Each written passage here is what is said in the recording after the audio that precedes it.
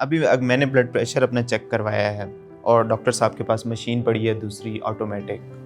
हमारे पाकिस्तान में कॉमनली एक लोगों के ज़हन में इमेज है कि एक मैनुअल सा स्पेसिफिक मैनोमीटर पड़ा हो और उसके ऊपर डॉक्टर साहब चेक कर रहे हो तो तभी वो आपका ब्लड प्रेशर। तो इस बारे में आपका क्या तल्लुक़ है कि ये जो ऑटोमेटिक मशीन है इसका सही ब्लड प्रेशर ये देती है या हमें दोबारा किसी मैनुअल जगह से चेक करवाना चाहिए? The way God made it, जैसे अल्लाह ने एक चीज़ बनाई है उसको बस वैसे ही इस्तेमाल करें आप।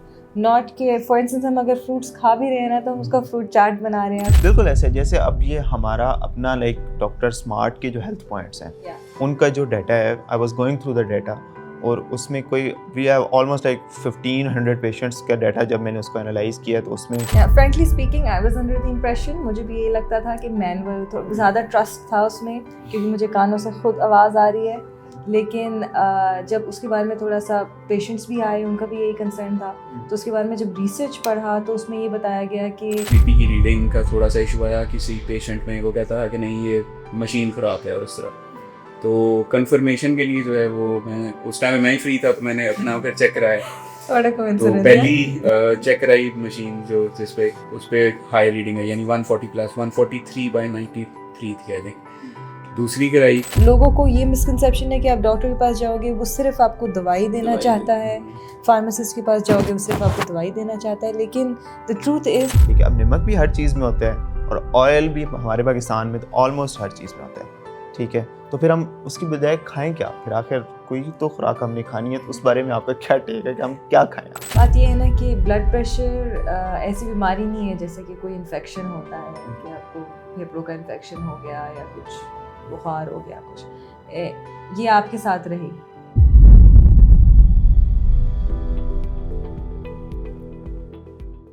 हर तीसरा पाकिस्तानी हाई ब्लड प्रेशर का शिकार है, लेकिन अक्सर लोगों को ये बात मालूम नहीं है। क्या आपका ब्लड प्रेशर भी आपका दुश्मन तो नहीं बन रहा? क्या ये सिर्फ बड़े लोगों की बीमारी है या यंग लोग भी इससे मुतासिर होते हैं? आज इसी सिलसिले में बात करने के लिए हम यहाँ मौजूद हैं। Welcome to doctor smart talks. मैं हूँ डॉक्टर उस्मान और मेरे साथ मौजूद हैं डॉक्टर शहरयार और डॉक्टर सबा। अच्छा डॉक्टर सबा, मेरे पास बहुत पेशेंट्स आते हैं जो कहते हैं कि मुझे गैस बनती है तो मेरा ब्लड प्रेशर हाई हो जाता है और मुझे मैदे में जलन होती है तो भी मेरा ब्लड प्रेशर हाई हो जाता है। तो इस बारे में क्या हमारी लिटरेचर में क्या है, इस बारे में क्या पेशेंट्स को हमें गाइड करना चाहिए और क्या ट्रीटमेंट हमें उन्हें देना चाहिए? वैसे तो जब गैस बनती है या अगर उनको एसिडिटी हो रही है, कुछ ऐसे सिम्टम हो रहे हैं तो that would cause them to feel stressed out. ठीक है, या मे बी पेन हो रही है, डिस्कम्फर्ट फील हो रही है, तो उस डिस्कम्फर्ट की वजह से आपका ब्लड प्रेशर राइज कर सकता है। लेकिन डायरेक्टली ये नहीं है कि गैस आपके अंदर बढ़ गई है या जो भी है और उसकी वजह से डायरेक्टली आपका ब्लड प्रेशर राइज हो गया है। कुछ है रिसर्च जिसकी is since a lot of people are complaining about it, इस रिसर्च के बेस इस टॉपिक के बारे में रिसर्च, लेकिन दे ऑल कि इस चीज़ की वजह से आप स्ट्रेस्ड आउट होते हो और उस स्ट्रेस की वजह से आपका blood pressure probably like it's more related to sympathetic system के जिस तरह स्ट्रेस और फाइट और फ्लाइट मोड जो होता है एग्जैक्टली।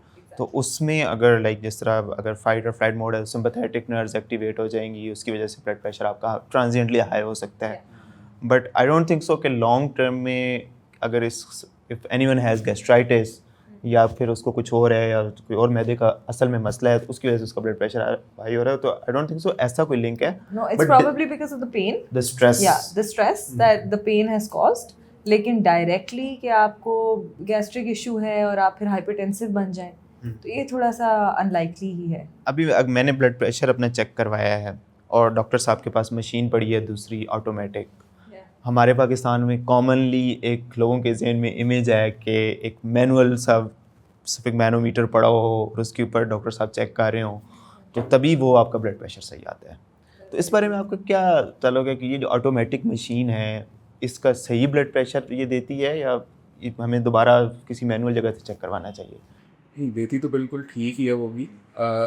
डिफरेंस ऑफ रीडिंग्स एक आता है कि आपने एक रीडिंग ली फिर 1 मिनट बाद ही उसी से दोबारा ली, वो इसीलिए आता है क्योंकि आपका हर वक्त ब्लड प्रेशर जो चेंज होता रहता है। आप थोड़ा सा बोलने लगते हैं आपका शुगर चेंज हो जाएगा, आप उठेंगे बैठेंगे, आप थोड़ा सा चलेंगे तो आपका चेंज होता रहता है। इवन आप स्टिल भी बैठे रहें तो आपका कॉन्स्टेंटली चेंज होता रहेगा। तो एक मिसकंसेप्शन बना हुआ है कि मैनुअल वाला ठीक है तो ऑटोमेटिक वाला ठीक नहीं है, या रिस्ट वाला ख़राब है और बाजू वाला ठीक है। तो ये मतलब लोगों की एक सोच नेगेटिव हुई हुई है ओवरऑल। वैसे कोई भी इसमें फ़र्क नहीं होता, आपको मैनुअल भी कोई रीडिंग मिलेगी। हो सकता है मैनुअल से थोड़ी सी कोई 1-2 पॉइंट एक्यूरेट मिल जाए, लेकिन ओवरऑल कोई एज सच बात नहीं होती कि ये वाला ठीक है ये वाला ख़राब है। या frankly speaking I was under the impression, मुझे भी ये लगता था कि मैनुअल तो ज़्यादा ट्रस्ट था उसमें, क्योंकि मुझे कानों से खुद आवाज़ आ रही है। लेकिन जब उसके बारे में थोड़ा सा पेशेंट्स भी आए, उनका भी यही कंसर्न था, तो उसके बारे में जब रिसर्च पढ़ा तो उसमें ये बताया गया कि जो मैनुअल है उसमें ज़्यादा चांसेस हैं एरर का, क्योंकि वो उसमें ह्यूमन एरर आ जाता है। कि अगर मैं सुन रही हूँ कुछ और डॉक्टर शरियार सुन रहे हैं, कोई और सुन रहे हैं, तो टाइम डिफरेंस आएगा। स्टेथोस्कोप आपकी उसकी किस क्वालिटी की है, कौन से what kind of stethoscope you are using. और जो ऑटोमेटेड है उसमें ऑफ कोर्स मैकेनिकल इश्यूज तो आ सकते हैं, लेकिन अगर वो ब्रांड न्यू है और अप टू डेट है और उसको सब कुछ ठीक रखा हुआ है उसका, सो इट्स मोर लाइकली कि जो ऑटोमेटिक है वो बेटर रीडिंग आपको देगी। हाँ, मैं खुद भी लाइक अपने पेशेंट्स को यही गाइड करता हूँ कि जब भी अगर मतलब अब मैनुअली चेक करना है तो it highly depends on the operator, कि मतलब ऑपरेटर कैसे उसको चेक कर रहा है, उसको साउंड आ भी रही है नहीं आ रही, किसी को थोड़ा ऊपर आती है, तो there are so many places जहाँ पे एरर का चांस है। ठीक है, बट अगर एक ओल्ड पेशेंट है जिसके पास कोई ऐसा बंदा नहीं है चेक करने के लिए, तो बेहतर है कि वो ऑटोमेटिक मशीन रख ले। बट उसको हमें ये गाइड करना चाहिए प्रॉब्ली कि वो एक टेबल पे बैठ के रिलैक्स होकर चेक करें अपना ब्लड प्रेशर। उसी लेवल पर मशीन होनी चाहिए, जिस लेवल पर कफ होना चाहिए उसी लेवल पर आपका हार्ट होना चाहिए। तो ये तीनों चीज़ें लाइक जब तक बराबर हो ना, तो मुझे लगता है कि ऑटोमेटिक मशीन भी बिल्कुल सही ब्लड प्रेशर देती है, उसमें कोई ऐसे रीडिंग का ज़्यादा फ़र्क नहीं होता। उस दौरान बात नहीं करना चाहिए। हाँ, ब्लड प्रेशर के दौरान बात नहीं करना चाहिए, रिलैक्स होकर Relax में चेक होके। करें, तो आई थिंक बड़ी अच्छी सी रीडिंग आ सकती है। डेफिनेटली। फिर भी एक अगर आपका है भी डाउट आ रहा है कोई ना कोई, तो आप दूसरी रीडिंग ले लें। 2-3 मिनट बाद आप आपको ले लेनी चाहिए। कैलिब्रेटेड हो जाए प्रॉपर्ली और उसका रिकॉर्ड लॉग बुक्स वगैरह में, तो ऑफ कोर्स उसमें कोई भी एरर आ जाए तो आइडेंटिफाई कर सकते हैं। मुझे ये बताएं कि जो एक नॉर्मल ब्लड प्रेशर का जो पेशेंट है जो मेडिकेशन ले रहा है, तो उसको घर पे अगर वो ब्लड प्रेशर चेक करता है तो व्हाट आर द नंबर्स, जब कौन सा ब्लड प्रेशर का लेवल है कि जिससे ऊपर उसका ब्लड प्रेशर रह रहा है दवाई लेने के बावजूद, तो उसको नोट करना चाहिए या उसको डॉक्टर के पास जाना चाहिए कि उसकी दवाई एडजस्ट होने वाली है या उसको चेंज होने वाली है। तो वो कौन से नंबर हैं या रेड रेंज जिसको हम कह सकते हैं, तो क्या रेड फ्लैग्स हैं जो देखकर डॉक्टर के पास जाना चाहिए? नॉर्मली हमारा जो नॉर्मल ब्लड प्रेशर है वो 120/80 होता है। ठीक है।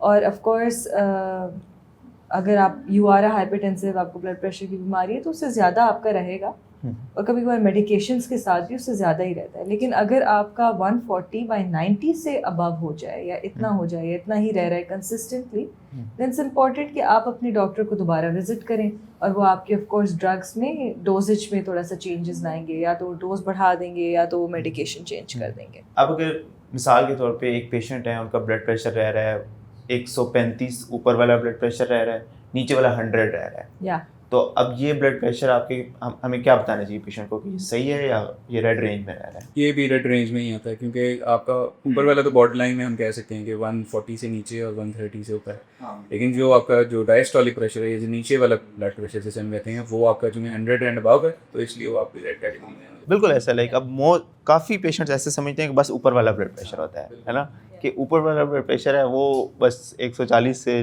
नीचे होना चाहिए, नीचे वाले की खैर है। हालांकि डायस्टोलिक हाइपरटेंशन जो होती है वो भी एक इम्पॉर्टेंट प्रॉब्लम है और उसको हमें देखने की ज़रूरत है। तो दोनों ब्लड प्रेशर आर इम्पॉर्टेंट। ठीक है, तो हमें पेशेंट्स को प्रॉब्ली ऐसे ही हमेशा से गाइड करना चाहिए और उनको पता होना चाहिए अपने ब्लड प्रेशर का।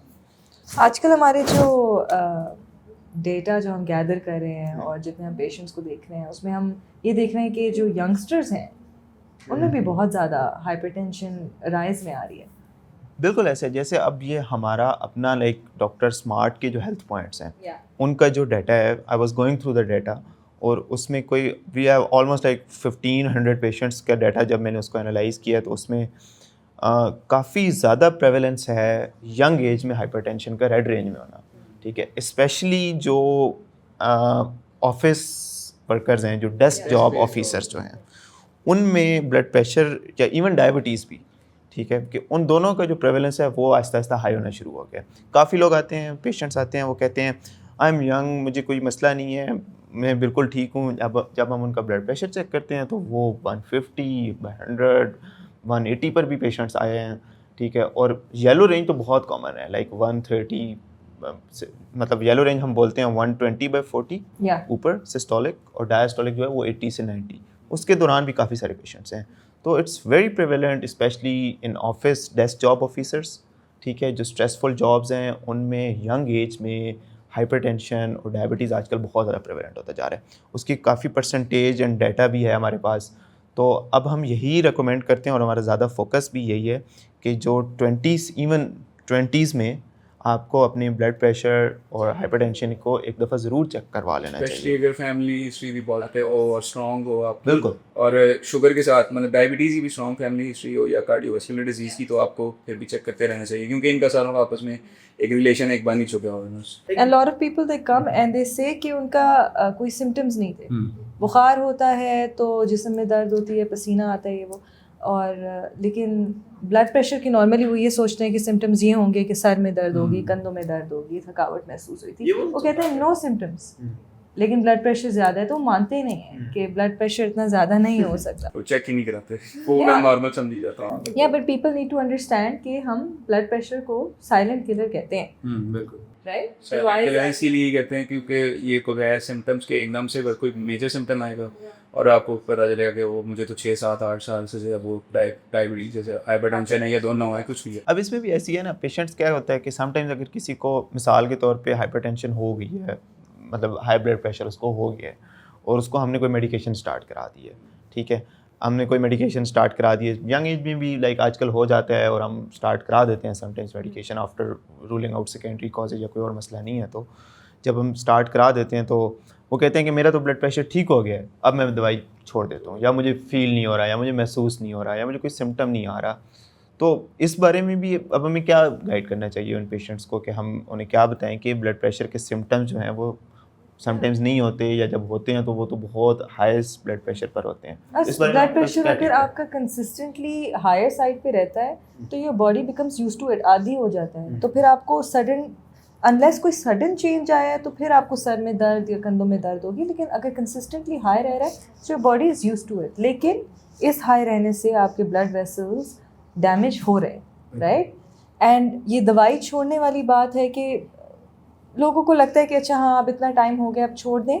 वी आर नॉट सेइंग कि आप ना कब की पूरी ज़िंदगी दवाई लें। अगर आपको हाइपरटेंशन है, अगर आपने अपना वेट को, अपने डाइट को, अपनी लाइफस्टाइल को कंट्रोल कर लिया है तो आपका ब्लड प्रेशर नॉर्मल रेंज में आ सकता है, लेकिन उसके लिए आपको रेगुलरली अपना ब्लड प्रेशर चेक भी करवाना होगा टू कंफर्म कि हाँ नॉर्मल रेंज में आ गया है, नॉट कि आप सडनली अपने मेडिकेशंस छोड़ दें और उसके एडवर्स इफ़ेक्ट्स फिर आपको खुद ही यानी सफ़र करने पड़ेंगे। साइलेंटली वो आपके ऑर्गन्स को डैमेज करता है, लोग अंडरस्टैंड नहीं करते। आई थिंक इसमें जो हमारे डॉक्टर स्मार्ट के जो प्लानर्स हैं, ठीक है, they are very smartly designed कि उसमें आप ऊपर अपना ब्लड प्रेशर लिख रहे हो, वो ग्रीन येलो रेड टिक हो रहा है, फिर उसके साथ एक्सरसाइज भी टिक हो रही है, आपने 10 मिनट्स की है, 20 मिनट्स की है, 30 मिनट्स की है, डाइट भी टिक हो रही है, आपने सॉल्टी डाइट खाई है, कैसी खाई है, फैटी डाइट खाई है, तो वो भी टिक हो रहा है। तो मतलब patients can monitor their blood pressure कि आपका ब्लड प्रेशर डाइट और एक्सरसाइज से भी कंट्रोलेबल है, ठीक है। अगर एक ख़ास येलो रेंज में है, जिसकी हमारे पास एक वाइज़ा मिसाल मौजूद है, हमारे सामने बैठी हैं, ये हमारे डॉक्टर शहरयार हैं, अब ये भी 20s में है, ठीक है, बट इनका ब्लड प्रेशर और इनकी स्टोरी हम इन्हीं से सुनते हैं मेरे ख्याल में कि इनका ब्लड प्रेशर कैसा था, फिर कैसे डॉक्टर स्मार्ट ने इनकी हेल्प की है और कैसे इनका ब्लड प्रेशर जो है वो अब ग्रीन रेंज में माशाल्लाह आ चुका है, नॉर्मल हो गया। तो आप अपनी स्टोरी बताएं, कैसे आपका चेकअप हुआ, कैसे आपका मैनेज हुआ? एक रैंडमली हम एक जगह कैंप लगाने गए थे, तो वहाँ पे ना बीपी की रीडिंग का थोड़ा सा इशू आया किसी पेशेंट में, वो कहता था कि नहीं ये मशीन ख़राब है और इस तरह। तो कंफर्मेशन के लिए जो है वो मैं उस टाइम मैं ही फ्री था, तो मैंने अपना फिर चेक कराया। तो पहली चेक कराई मशीन जो जिस पे उस पर हाई रीडिंग है, यानी 140 प्लस 143/93 थी आई थिंक। दूसरी कराई उसी पे ही, फिर 140 प्लस आई। फिर दूसरा भी ब्रिटिश ले गया, उसको चेक किया 140 प्लस आई। तो हमारे पास 4-5 जितने भी थे सारे चेक किए उस दिन, तो सारा मेरा कंसिस्टेंटली 140 प्लस है, यानी रेड कैटेगरी जो हमारी बनती है। और फिर जब वो डॉक्टर से भी डिस्कस किया, डॉक्टर एसन वगैरह से या आप सब से, तो उसका फैक्टर जो था वो ये लिखा कि मेरा लाइफस्टाइल ओवरऑल ऐसा बन चुका था, because I was doing 2 jobs still and, और उसमें ये था कि मेरे पास टाइम बिल्कुल भी नहीं था। सुबह मेरी ये वाली जॉब मेरे डॉक्टर स्मार्ट वाली है, और शाम को एक डेस्क बेस्ड जॉब थी जिसमें मैंने मुसलसल 6 से 7 घंटे तो एटलीस्ट बैठे ही रहना है स्क्रीन के आगे। मेरे पास टाइम नहीं था बिल्कुल भी एक्टिविटी के लिए, और ओवरऑल मेरा लाइफस्टाइल भी था वो सेडेंडरी हो गया था बिल्कुल, और खाने पीने में भी फास्ट फूड बहुत ज़्यादा हो गया था यही जॉब्स की वजह से। और जितने भी मेरे ओवरऑल लाइफस्टाइल, मेरी फैमिली हिस्ट्री भी है पॉजिटिव, बहुत स्ट्रॉन्ग है, हाइपरटेंशन डायबिटीज़ दोनों के लिए। तो प्लानर से फिर ऐसा ही स्टार्ट किया। फिर मैंने 1 महीने की छुट्टी ली दूसरी जॉब से, और उनको मैंने कहा कि मेरे इस है इशू है, तो एटलीस्ट मुझे इसको रिवर्स करने के लिए, प्रिवेंट करने के लिए कि आगे कॉम्प्लिकेशंस आए, मुझे कुछ पॉइंट के ऊपर जो है जाकर होल्ड करना पड़ेगा। तो उन्होंने फिर छुट्टी दी, और फिर मैंने दोबारा से रनिंग स्टार्ट की, जिम स्टार्ट की दोबारा से कुछ अर्सा, और फिर आहिस्ता आहिस्ता मैंने अपनी एक्टिविटी लेवल भी बढ़ाया, और रोज़ मैं वॉक पे जाता था, रनिंग पे जाता था। तो एटलीस्ट राउंड अबाउट 1 महीना या 1 महीना से 1 हफ्ता ऊपर लगा होगा। तो उसके बाद मैंने दोबारा चेक की, कंसिस्टेंटली मैं चेक करता रहा था, तो फिर ये आहिस्ता आहिस्ता येलो में ड्रॉप होना स्टार्ट, और फिर अल्हम्दुलिल्लाह अब ग्रीन में। I think the thing to focus on here is कि आपने कोई मेडिसिन नहीं यूज, मेडिसिन ली, आपने सिर्फ लाइफस्टाइल चेंज किया। है या लोगों को ये मिसकंसेप्शन है कि आप डॉक्टर के पास जाओगे वो सिर्फ आपको दवाई देना चाहता है, फार्मासिस्ट के पास जाओगे वो सिर्फ आपको दवाई देना चाहता है, लेकिन द ट्रूथ इज़ कि हम तो चाहते हैं कि आप अपनी लाइफस्टाइल चेंज करें, लेकिन उसमें तो मुश्किल है, वो थोड़ा हर कोई कर नहीं सकता। So everybody wants an easy fix कि दवाई मिल जाए, सारा प्रॉब्लम सॉल्व हो जाए, लेकिन माशाल्लाह वेरी इम्प्रेस्ड कि you handled it all on your own, you manage to do that. और अच्छा है कि प्लानर ने भी इनको हेल्प किया है। इसके साथ मेरे ख्याल में जो हमारी डाइटिशियन जो है उन्होंने बहुत हेल्प किया इनके साथ कि उन्होंने मुझे बताया था कि अच्छा ये खाने हैं, इनसे अवॉइड करने हैं। उन्होंने और एक बड़ी मिसकंसेप्शन ये है ना, जो कि लोग ओवरवेट हो जाते हैं तो वो स्टार्विंग मोड में चले जाते हैं कि कुछ खाना ही नहीं। आप खाएं, आप एक बैलेंस्ड डाइट खाएं, प्लस ये कि एक अपने कैलोरिक जो आपका डेफिसिट मेंटेन करें, और मेंटेनेंस कैलोरीज के अंदर रह रहे आप है वो अपने पूरे दिन की डाइट खाएं। उसमें आप चावल भी खा सकते हैं, उसके अंदर आप ये भी कर सकते हैं इवन फास्ट फूड कोई हफ्ते में खा लिया या महीने में 2 बार खा लिया, अनलेस एंड अनटिल कि आपका कैलोरिक इनटेक जो है वो सरप्लस में नहीं जा रहा और एक मेंटेनेंस से ऊपर नहीं जा रहा, तो आपका वेट लॉस जो है वो स्टार्ट हो जाएगा ऑटोमेटिकली, और आप डायरेक्ट कंसिस्टेंटली 8000 स्टेप्स भी पूरे कर रही हूँ देख के। How difficult was it? कितना मुश्किल था? शुरू में तो लगा था कि नहीं हो सकता, क्योंकि ना एकदम से वो मैं पूरी रात ऑलमोस्ट जागता ही था। 2-3 बजे सोना मेरे लिए नॉर्मल बन चुका था। शुरू में वो रूटीन अडैप्ट करना थोड़ा मुश्किल था कि नॉर्मल की तरफ वापस आना। दूसरा ये कि अब ज़ाहिर है वेट भी मेरे ऊपर काफ़ी आ गया था, और इस तरह, और मैंने जब रनिंग वगैरह वॉक की स्टार्ट की तो शुरू में थोड़ा सा एक सेट पॉइंट तक मैं गया, लेकिन उसके बाद मेरी जो है वो हिम्मत ख़त्म हो जाती है अगर गैस करने।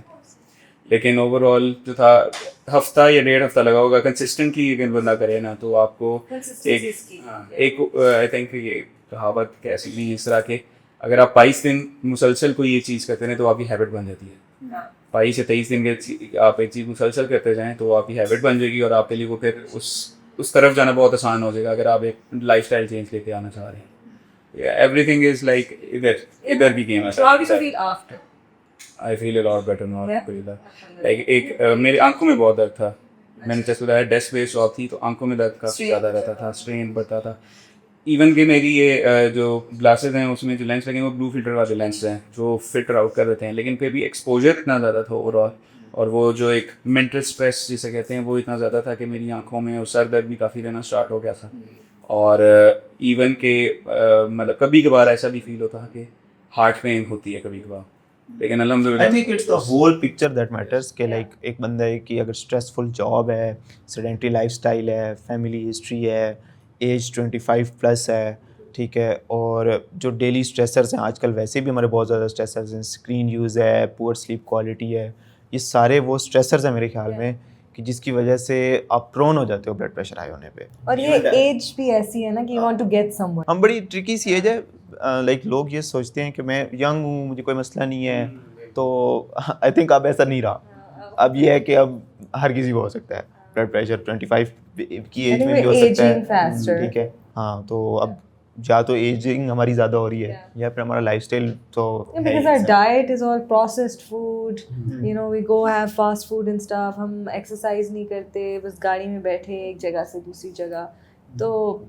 it wouldn't be surprising if we are aging faster. अब जिस तरह उन्होंने मेंशन किया है, डॉक्टर साहब आप मुझे ये बताएं कि जो कौन सी डाइट है, ठीक है, और कितनी एक्सरसाइज है, कि डाइट में क्या लेना चाहिए और कितनी एक एक्सरसाइज करनी चाहिए कि हम अपने ब्लड प्रेशर को, स्पेशली अगर एक बॉर्डर लाइन रेज्ड है तो उसको हम नॉर्मल में लेके आ सकते हैं, या इवन अगर आप रेड रेंज या आपका बाकी ब्लड प्रेशर का मसला है प्रॉपर, तो उसको भी हम ठीक कर सकते हैं, तो वो क्या है एहतियात? Important thing to focus on when we're talking about blood pressure is salt. ठीक है, तो हमने अपना सॉल्ट के इंटेक को थोड़ा कंट्रोल करना है। बात ये है कि जब भी हम पेशेंट से बात करते हैं तो वो कहते हैं कि हम सॉल्ट नहीं इस्तेमाल करते, बिकॉज वो ऊपर से सॉल्ट नहीं डाल रहे होते, वो सही बात है एंड दैट्स ग्रेट, लेकिन सॉल्ट जो है काफ़ी चीज़ों में छुपी हुई होती हैं, स्पेशली लाइक जो प्रोसेस्ड फूड्स होते हैं उसमें as a preservative, I think, I am not sure, लेकिन I think as a preservative salt को भी यूज़ किया जाता है, और उसमें वैसे ही सॉल्ट कंटेंट ज़्यादा होता है। फिर हमारे पास जो पैकेट के चिप्स होते हैं, जो निम्को होते हैं, इवन अगर हम ड्राइड फ्रूट्स लेते हैं तो उसके ऊपर भी सॉल्ट या कोटेड होता है वो, तो सबसे मेन चीज़ है कि यू अवॉइड सॉल्ट। फिर उसके बाद हमारे पास आता है फैटी फूड, ठीक है, जिसमें ऑयली फूड जो ज़्यादा है, जो हम क्या कहते हैं, बटर, घी, ये सब कुछ डालते हैं। लोगों को कहते हैं अच्छा ठीक है ऑयल को कम कर दें, वो फिर कहते हैं कि हम असली घी इस्तेमाल करें, desi ghee is good, it's great, right, but it's still a ghee, but ghee is ghee, fat is fat, oil is oil ना, तो आपने वो भी कम करना है। और हम जैसे सालन बनाते हैं तो उसमें घी के बगैर हमें लगता है कि टेस्ट नहीं आएगा, कुछ चीज़ें हैं जिसमें वी हैव टू, होती है जो सालन की जिसे कहते हैं, या we have to work on that, flavour नहीं आता, उसको हमने अवॉइड करना है। उसके अलावा हमारे पास ये मेन चीज़ जो जैसे मैंने कहा सॉल्ट, आई मीन मतलब कि salt, cut down the salt, एक सॉल्ट और दूसरा फैट, ये दो चीज़ें अगर हम अवॉइड करनी शुरू कर दें तो हम अपने ब्लड प्रेशर को कंट्रोल कर सकते हैं। End of course other lifestyle things, जिसमें अगर आप स्मोकिंग करते हैं, वेपिंग करते हैं, वो तो वो भी एक बहुत इंपॉर्टेंट फैक्टर है, और वो एक चीज़ है जिसको आपने अवॉइड करनी है। अगर आप उसको नहीं करेंगे तो मुश्किल हो जाएगा ब्लड प्रेशर को नॉर्मल करने के लिए, बट डू समथिंग। यानी फॉर इंस्टेंस अगर आप स्मोकिंग भी कर रहे हैं, आप खाना भी ऐसे खा रहे हैं, आप एक्सरसाइज भी नहीं कर रहे, तीनों चीज़ चेंज करना आई अंडरस्टैंड मुश्किल है, लेकिन उनमें से एक चीज़ को तो चूज़ करें कि मैं ये नहीं करूँगा आपसे, आहिस्ता आहिस्ता, राइट, कहीं से तो अपनी स्टार्ट लेना है। और एक्सरसाइज जैसे इन्होंने बताया कि you know like you can count your steps और you can give yourself a time कि 10 मिनट मैंने ब्रिस्क वॉक किया है, ठीक है ना, और ऐसी वॉक होनी चाहिए जिसमें दिल की धड़कन तेज़ हो और सांस फूले, या मैंने रनिंग की है, साइकिलिंग की है, कार्डियो। सो नॉर्मली जो एक हार्ट रेट होता है जो अच्छा कंसिडर किया जाता है फॉर वेट लॉस और फैट लॉस, वो है बिटवीन 110 या 120 और बिटवीन 160, यानी बहुत हाई इंटेंसिटी भी नहीं आपने करी और ये भी ना हो कि आपको कुछ फीलिंग ना हो। आप एक मॉडरेट पेस ले सकते हैं जिसमें ब्रिस्क वॉक है, आप उसको थोड़ा सा डिस्टेंस आपका ज़्यादा भी कवर हो जाएगा उसमें, कैसी है आप 8,000 की जगह 10,000 स्टेप्स ले सकते हैं। उसमें है कि आपका हार्ट रेट एक लेवल तक मेंटेन रहता है, क्योंकि और उसमें ट्रिगर जो होता है वो कार्बोहाइड्रेट ब्रेकडाउन की जगह आपका फैट ब्रेकडाउन ट्रिगर होता है, जिससे अल्टीमेटली वेट लॉस होता है, क्योंकि बिकॉज कार्बोहाइड्रेट्स में वो आपकी इमीडिएट सोर्स ऑफ एनर्जी है, फैट्स आर अ सेकेंडरी या टर्शरी स्टोर ऑफ एनर्जी। तो जो फैट का ब्रेकडाउन है, मतलब आपका ओवरऑल वेट लॉस है, which it is linked to basically fat loss. तो ये है कि आप मॉडरेटली करें, बीच में कुछ टाइम लगा लें हाई इंटेंसिटी के, जैसे रनिंग होगी या कुछ स्प्रिंट्स वगैरह होगी बहुत ज़्यादा, लेकिन ओवरऑल अगर आप ब्रिस्क वॉक भी करते रहेंगे और as long as you are counting your calories और अपने स्टेप्स काउंट रखें। मुझे ब्लड प्रेशर का अगर मसला हो गया तो मुझे सारे डॉक्टर्स, कोई पेशेंट्स आकर ये कहते हैं कि मुझे ब्लड प्रेशर का मसला हो गया, और सब डॉक्टर्स ने मुझे मना कर दिया है, नमक भी मना कर दिया है, फ़ैट भी मना कर दिया है, ठीक है। अब नमक भी हर चीज़ में होता है और ऑयल भी हमारे पाकिस्तान में तो ऑलमोस्ट हर चीज़ में होता है, ठीक है, तो फिर हम उसकी बजाय खाएं क्या? फिर आखिर कोई तो खुराक हमने खानी है, तो उस बारे में आपका क्या टेक है कि हम क्या खाएं आखिर? आप जो खाना चाहते हैं आप खाएं। फॉर इंस्टेंस आप दाल रोटी खाना चाहते हैं तो आप ख़ुद अगर खाना बना रहे हैं, आपके घर में कोई है जो खाना बना रहा है, आपने बस उनको ये कहना है कि जितना वो ऑलरेडी सॉल्ट इस्तेमाल कर रहे हैं उसको कम कर दें। हमारी आदत ये है कि जब हम खाना बना रहे होते हैं तो हम सॉल्ट नाप कर नहीं डालते, हम थोड़ा थोड़ा करके डालते हैं और चख के डालते हैं, राइट। तो ऐसे नहीं करना, आपने नापना है कि आप कितना सॉल्ट इस्तेमाल कर रहे हैं, ठीक है, और जो यूज़ कर रहे हैं उसको कम कर दें। आहिस्ता आहिस्ता आप उसके आदी बन जाएंगे और आहिस्ता आहिस्ता हम और कम कर देंगे। जो ऑयल है, अगर आप पहले अगेन आप नाप कर नहीं डाल रहे, कोई भी नाप के नहीं डालता ऑयल, हम तो बस ऊपर से ऐसे करके डालते हैं, राइट। तो आपने वो भी ऑयल भी नाप के डालना है और जितना यूज़ कर रहे हैं उसको हाफ कर दें।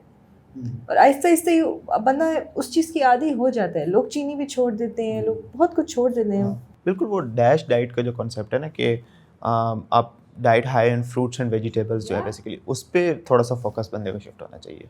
मुझे खुद ये लगता है कि अगर आप फ्रूट्स एंड वेजीज़ की तरफ अगर आप आ जाओ आहिस्ता आहिस्ता, तो वो एक अलग फूड कैटेगरी है और उसके साथ आप थोड़ा बहुत मीट ले सकते हो और एग्स ले सकते हो, इवन आप मिल्क भी ले सकते हो। फ़ैट मतलब आप मलाई उतार के ले लो तो वो फ़ैट फ्री हो जाता है ऑलमोस्ट, तो वो भी आप इस्तेमाल कर सकते हो। पोल्ट्री की काफ़ी सारी चीज़ें आप इस्तेमाल कर सकते हो, ठीक है। घर की रोटी, मल्टीग्रेन आटे की रोटी आप इस्तेमाल कर सकते हैं।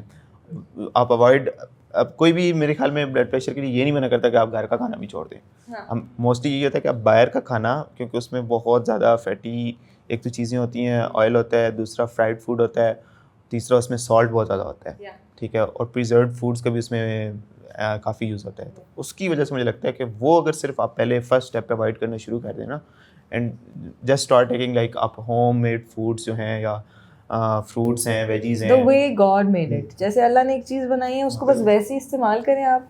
नॉट के फॉर इंस्टेंस हम अगर फ्रूट्स खा भी रहे हैं ना, तो हम उसका फ्रूट चाट बना रहे हैं, फ्रूट चाट में हम उसमें नमक भी डाल रहे हैं और हम क्रीम भी डाल रहे हैं ऊपर से। तो इससे बेहतर है कि हम बस फ्रूट्स काट के खा लें या वेजिटेबल्स हैं बस बेक करके खा लें। लाइक जिस तरह मेडिटेरेनियन डाइट होती है कि ओरिजिनल जो उसका टेस्ट होता है यस यस फूड का, कि आप फ्रूट्स, वेजीज, लैम या कोई भी मीट आप, और honestly original taste is very nice, it's actually. और फूड के अंदर नॉर्मली जो सोडियम होता है ना, फूड के अंदर ऑलरेडी मौजूद है हर चीज़ में, यानी हर खाने की चीज़ के अंदर सोडियम ऑलरेडी मौजूद है। एक रिसर्च आई जो व्हाट्सएप पे बहुत ज़्यादा हाइप थी उसकी, उसमें ये था कि डॉक्टर्स कहते हैं कि आप सॉल्ट छोड़ दें तो उससे ये होता है कि सॉल्ट जब, और बहुत उन्होंने यानी कि एक एक्चुअल रिसर्च थी, it was a Russian paper and they were like कि अगर आपने सॉल्ट छोड़ दिया तो इवेंचुअली ये होगा कि आप हाइपोनेट्रीमिया में चले जाएंगे, यानी सोडियम का जो कंटेंट है आपके ब्लड में वो बहुत ज़्यादा कम हो जाएगा। इतना कम हो जाएगा कि उसकी वजह से आपको बाकी कोमा में चले जाएंगे और ये सब कुछ। एंड इट इज़ ट्रू, हाइपोनाइट्रीमिया से यानी सोडियम अगर बहुत क्रिटिकली कम हो जाए तो उससे आप कोमे में जा सकते हैं, बहुत ज़्यादा उसमें इफ़ेक्ट्स हो सकते हैं। लेकिन सॉल्ट ना खाने से आप कभी भी आपका सोडियम कम नहीं होगा। हाँ, वो तो बहुत कम सोडियम हो जाए, वो तो 120 मिली इक्विवेलेंट से भी लाइक कम हो यस, जाता है, तब आपको इम्पॉसिबल है वो तो क्योंकि हर खाने उसका की कोई चीज़ और में कॉज होता है या इतना कम हो नहीं पानी सकता। पी रहे हो उसमें आई थिंक sodium डेली है। रिक्वायरमेंट जो है ना सोडियम की, डेली रिक्वायरमेंट वो वो ना लेस करते देन हुए 2.3 ग्राम, या वो ना करते हुए भी ठीक है। पूरी हो रही है। 2.3 ग्राम आप खुद देख लें कि जो एक मतलब मेरे ख्याल में यहाँ पे एक गोली छोटी सी जो होती है वो भी बड़ी होती है, ठीक है। 2.3 ग्राम कितना ही होता है 24 आवर्स में। या ऑफ कोर्स, और फूड आइटम्स में नॉर्मली सॉल्ट होता है। When I looked deeper into the paper, मैंने उस पेपर पे रिसर्च किया नहीं, वो पता लगा कि जो उन्होंने कम्युनिटी चूज़ की हुई थी जिस पे ये रिसर्च हो रहा था, देवर ओल्ड पीपल। तो ओल्ड पीपल में ऑलरेडी इतने ज़्यादा इश्यूज होते हैं, तो उसका पेपर तो हम ऑथेंटिक तो नहीं समझ सकते। ये ऑथेंटिक समझ के लिए जनरलाइज्ड आवाम के लिए नहीं समझ सकते। नहीं, सबके लिए ऑलरेडी जैसे हॉस्पिटलाइज्ड थे, वो ऑलरेडी वो एक स्पेसिफिक कोहॉर्ट बना दिया उन्होंने Exactly. उसका exam.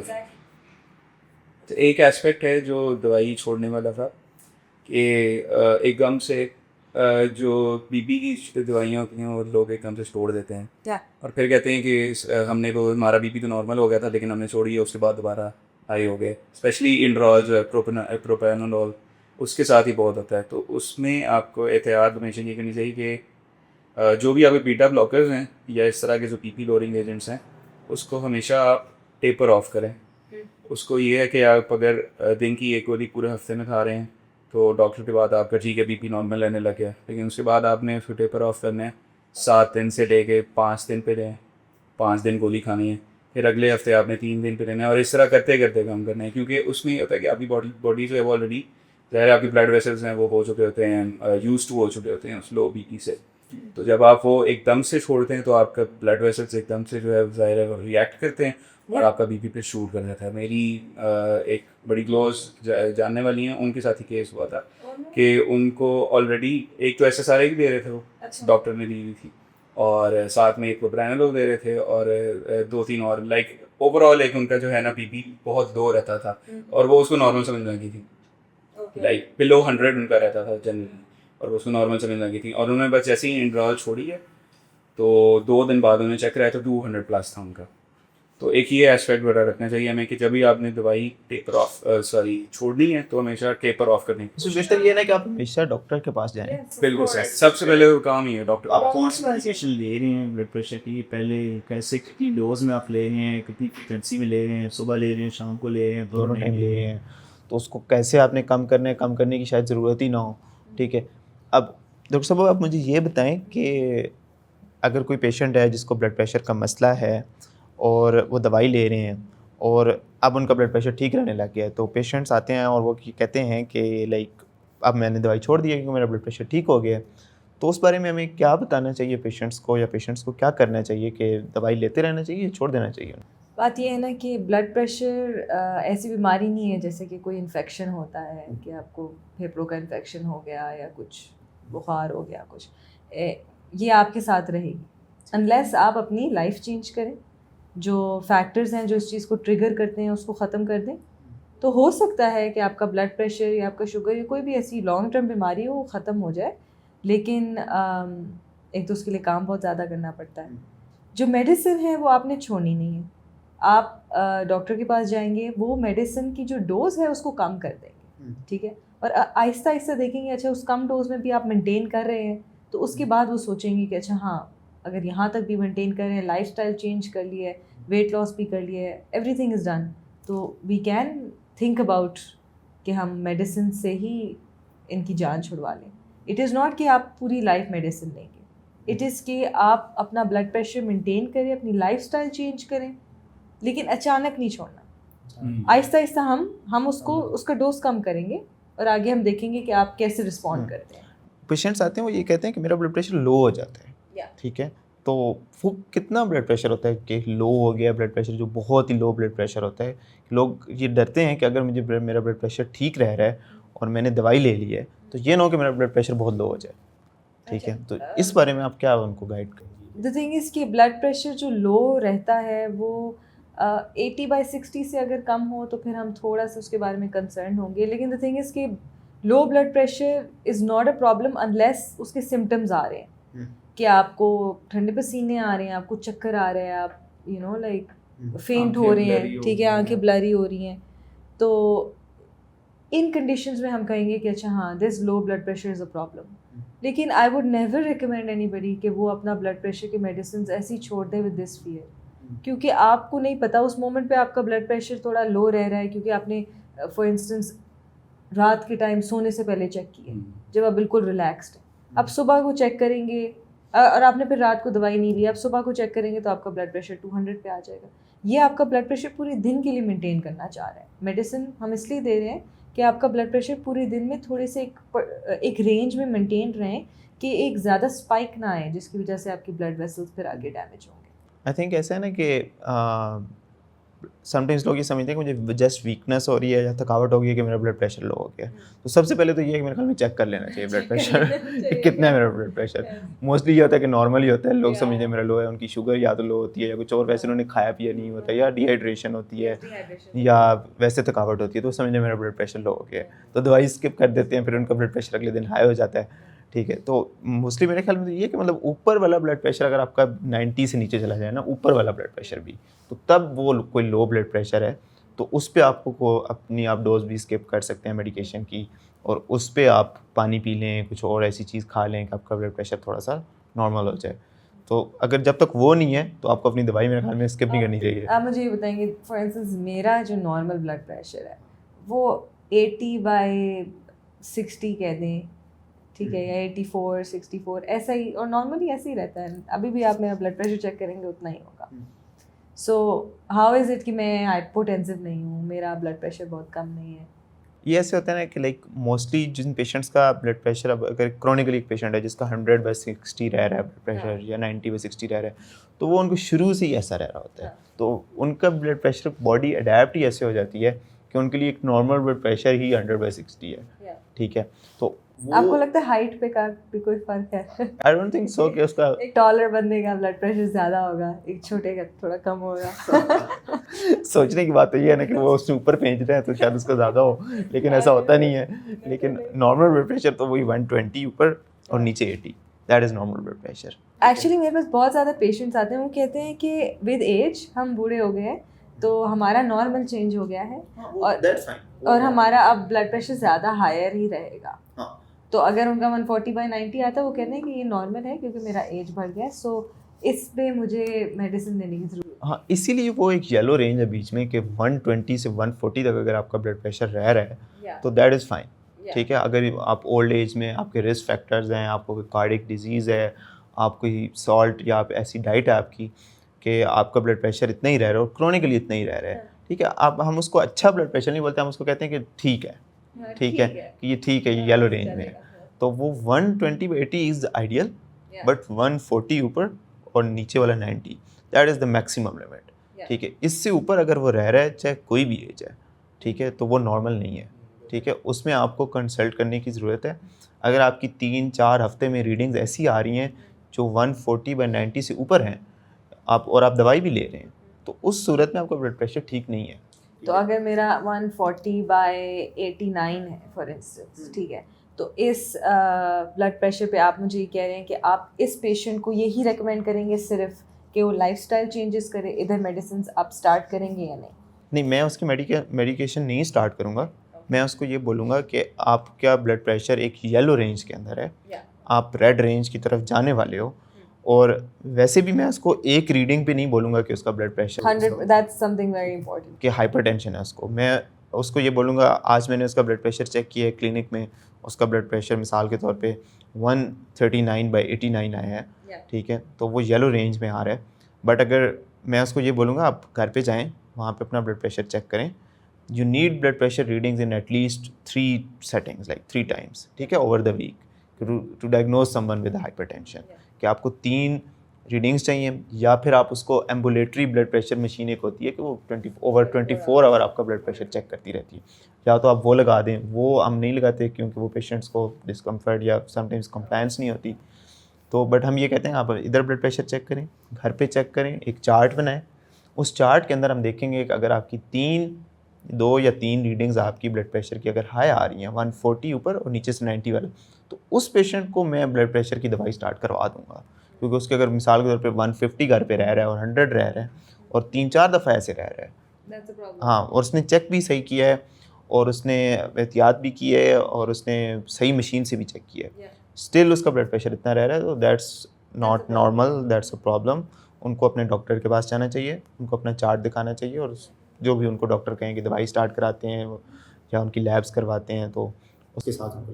So if somebody is like young, like we had you, young person, तो आपको ब्लड प्रेशर का जब आपका डायग्नोसिस हो गया, ठीक है, आपने घर पे भी रीडिंग्स कर लिए, सिंस यू आर यंग, तो हम सिर्फ यही कहेंगे कि इनका ब्लड प्रेशर इसलिए है क्योंकि इनकी लाइफस्टाइल ऐसी है, या और भी कोई सेकेंडरी कॉजेज़ भी हो सकते हैं? लाइक ऑफ कोर्स हैं secondary causes, I just want to highlight कि सिर्फ लाइफस्टाइल की वजह से ब्लड प्रेशर ज़्यादा नहीं होगा, और भी कोई छुपी हुई चीज़ें हो सकती हैं। बिल्कुल ऐसा है, स्पेशली अगर आपकी एज 40 से कम है, ठीक है, और आपका ब्लड प्रेशर हाई रह रहा है, तो उसमें कुछ ऐसी चीज़ें हैं या ऐसे टेस्ट हैं, लैब्स हैं, या ऐसे जिस्म के अंदर हार्मोन्स हैं, या ऐसे गुर्दों के मसाइल हैं, या कुछ ऐसी बीमारियां हैं जिनमें ब्लड प्रेशर हाई हो सकता है। आई वुड थिंक कि इट्स बेस्ट कि हम उसके एग्जांपल्स भी दें।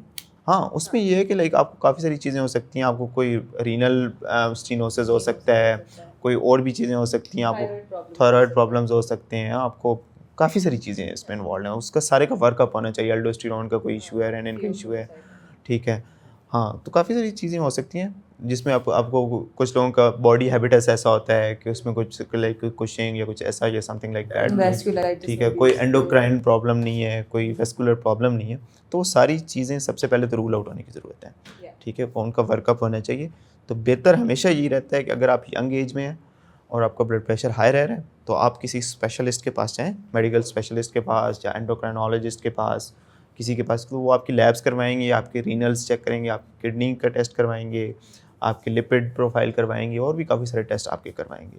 आपका एक स्टेटस देखेंगे, सारी चीज़ें रूल आउट करेंगे। जब ऐसा कोई मसला ना हो तो फिर वो आपको ब्लड प्रेशर की लाइंस पे देखेंगे कि ये ट्रीट हो सकता है या नहीं हो सकता। फिर एक हैप्पी स्टोरी हो सकती हाँ, है, फिर एक ऐसी सक्सेस happy story स्टोरी हो निकल सकती सकती है या हाँ, बिल्कुल।